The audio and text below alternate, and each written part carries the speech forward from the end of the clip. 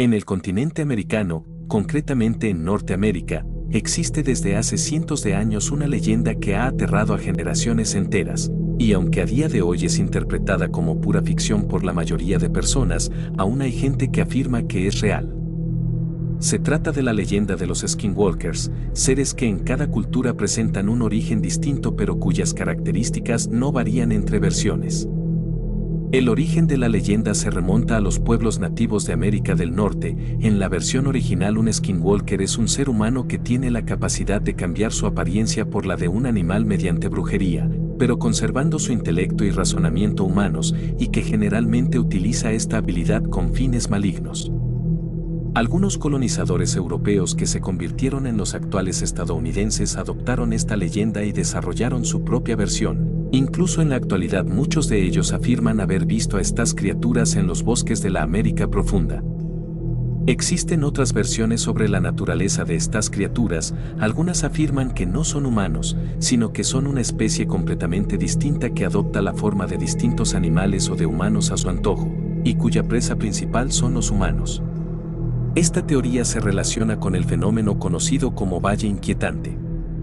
La teoría del Valle Inquietante estipula que existe una razón por la que los seres u objetos con una apariencia parecida a la humana pero evidentemente no humanos causan rechazo en la mayoría de las personas, como puede ocurrir con muñecos o ciertos tipos de animales. Según esta teoría, durante gran parte de nuestro desarrollo evolutivo convivimos, o mejor dicho, fuimos presa de algún tipo de animal o ser desconocido por la ciencia, que tenía la capacidad de adoptar apariencia humana para acercarse a una persona lo máximo posible y hacerle daño. Durante miles de generaciones fuimos cazados en los bosques por estos seres hasta desarrollar este instinto hacia ellos. De ahí viene esa repulsión que presentan la mayoría de las personas por los seres no humanos pero parecidos a nosotros, y supuestamente estos instintos han quedado guardados en nuestros cerebros hasta la actualidad.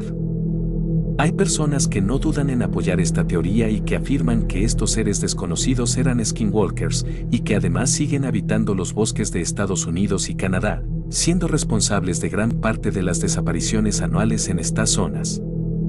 Particularmente en estados como Virginia o Pensilvania y al norte de la frontera sur de Canadá, donde vive la mayoría de la población canadiense, zonas casi deshabitadas y cubiertas de bosque.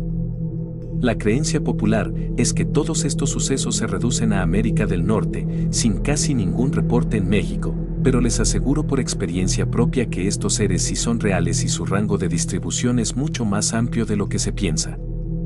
Ocurrió durante mi estancia en el sur de Argentina. Nos alojamos en una pequeña aldea cerca de la ciudad de Trevelin, con la intención de pasar un día allí antes de visitar el Parque Nacional Los Alerces, que forma parte de la cordillera de los Andes.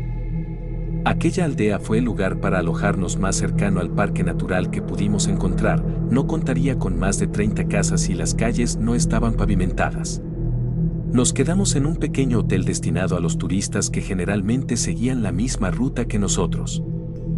Al llegar por primera vez allí, tanto mi amigo Oscar, que me acompañaba en el viaje, como yo, notamos algo extraño en los lugareños. Los rostros de la mayoría de ellos expresaban una especie de tristeza. Era como un sentimiento colectivo en el pueblo que hacía que todos tuvieran la misma expresión de ser objeto de opresión. Como si el pueblo fuera perseguido por una maldición. Intentamos no centrarnos mucho en ese hecho. La aldea estaba rodeada de un denso bosque típico de los alrededores de las montañas que componen la cordillera, por lo que no había mucho que hacer por fuera. Pasamos todo el día allí y tras dormir unas pocas horas me desperté para prepararme para la aventura. Me puse las botas y la ropa de nieve. Era de madrugada, alrededor de las 5 a.m. y la temperatura en la aldea ya era baja de por sí, así que no tuve ningún problema con el calor. Preparé la gran mochila que contenía todo lo que necesitaba para pasar un par de días en las montañas y salí de mi habitación. Devolví las llaves en la recepción y me dieron de vuelta el dinero de la fianza. Después me senté a esperar a mi compañero. Pasó media hora, seguí esperando. Pasaron 15 minutos más, ninguna señal de mi amigo. Pasaron otros 15 minutos y terminé desesperándome. Le pregunté a la mujer de recepción si había visto a mi compañero y le di su descripción. Ella me dijo que todo lo que sabía era que había visto a un hombre salir fuera en plena noche. y que no llevaba ninguna ropa de abrigo, solo se marchó sin decir nada. Volví a su habitación y llamé a la puerta durante varios minutos para comprobar que no estuviera ahí. Nada. Ninguna señal. Volví a la recepción y salí al exterior. En el barro pude ver huellas que salían del hotel. Aquello no me tranquilizó, había algo extraño, eran pies descalzos. ¿En qué estaba pensando mi amigo saliendo fuera en esas condiciones? Pasé casi una hora buscándolo por el pueblo sin resultados. En un momento dado, me topé con el mismo rastro de huellas descalzas en el barro dirigiéndose hacia el exterior del pueblo. Aquello empezó a alarmarme. La seguí durante varios minutos hasta que las huellas llegaron hasta los pies del bosque. El rastro daba un giro de 90 grados en dirección al bosque y se detenía, como si mi compañero hubiera visto o escuchado algo proveniente de allí. En ese punto el rastro desaparecía, como si mi compañero se hubiera esfumado. Quizá había vuelto sobre sus pasos, o eso esperaba. Volví hacia la aldea sin saber qué pensar de aquello. Al dejar atrás el bosque y entrar en una zona de matorrales, escuché algo. Gritos. Era la voz de mi amigo.